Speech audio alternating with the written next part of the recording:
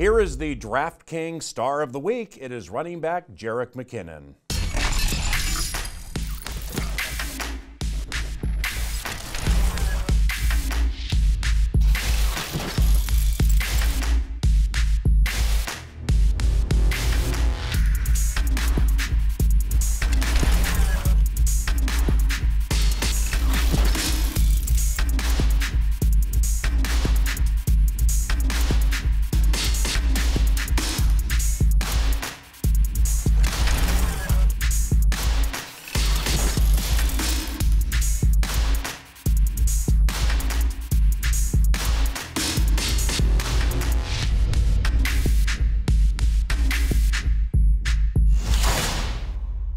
Winning formula time on Vikings Game Plan. Ron Johnson, Vikings Game Day Live, Fox 9. Wobby, Vikings.com, Paul Allen.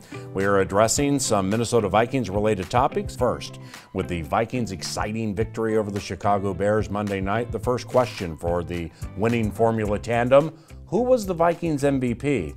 Was it Jerick McKinnon, Case Keenum, Harrison Smith, Kai Forbath, or other?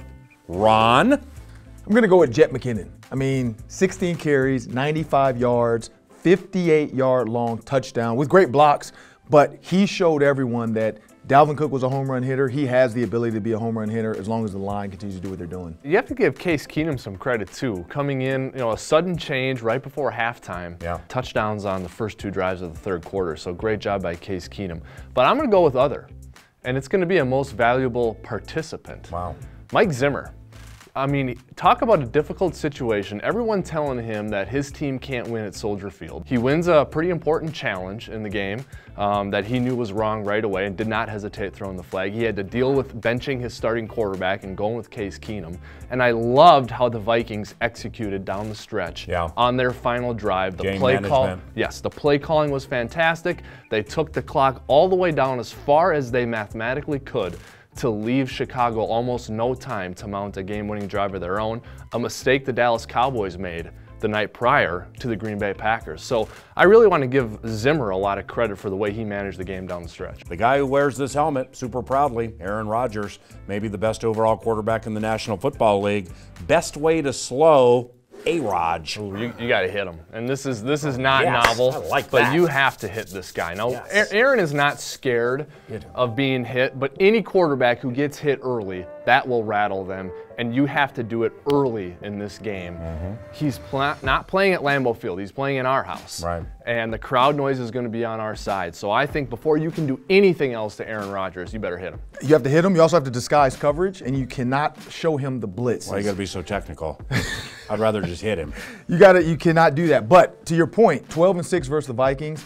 Anytime they've sacked him 5 or more times, they beat him every single time. 0 sacks, he's won every game. 1 sack, he's won every game. So you're right. You have to hit him and hit him hard. I loved what Everson Griffin did at Soldier Field. When he got to the quarterback, he had one pressure in the game, but he made the most of it. He wasn't just going to take Trubisky down to the ground. He slapped the ball out of his hand. And that is what led to our first score and our lead at halftime, and I think gave us a jolt in the second half. So when you get to Rodgers, you got to make it count. We need to strip him. And if you get your hands on a football, you have to pick it off. We had 3 dropped interceptions against Matthew Stafford. It came back to bite us. Rodgers will make you pay if you make those mistakes. Next, Green Bay Packers defense. Your choices are bad, average, or good. I'm going to go with average. I mean, if you look at the stats right now, they're allowing 22.4 points a game. They're also, in the run game, giving up 121 yards a game. So they're average. I mean, they have spots where they look really good. They're stopping guys. They're making the big plays to get A-Rod the ball back to win the game. Just like the other shoe's going to fall off at some point, and it's going to bite them in the butt. We agree. Good job. I think they're about average. They're hot and cold. But you know what's good about their defense is they take risks because A-Rod has got them out to a 20-point lead. Great point. And so now you got the Claymaker and you got Clinton Dix and Nick Perry. They're jumping routes. I think that they do give up yards in chunks, but it's because they are taking risks because they're staked to a big lead. Quickie, last one. Do you despise this helmet or do you look at it as football immortality? I got to be honest, it's football immortality. It's like the Steelers helmet, the Raiders helmet. That doesn't mean I have to like it. Yeah, I despise it too. Forget this helmet. All right, that's it. Ron Johnson, Wobby, Vikings Game Plan. Thanks for watching.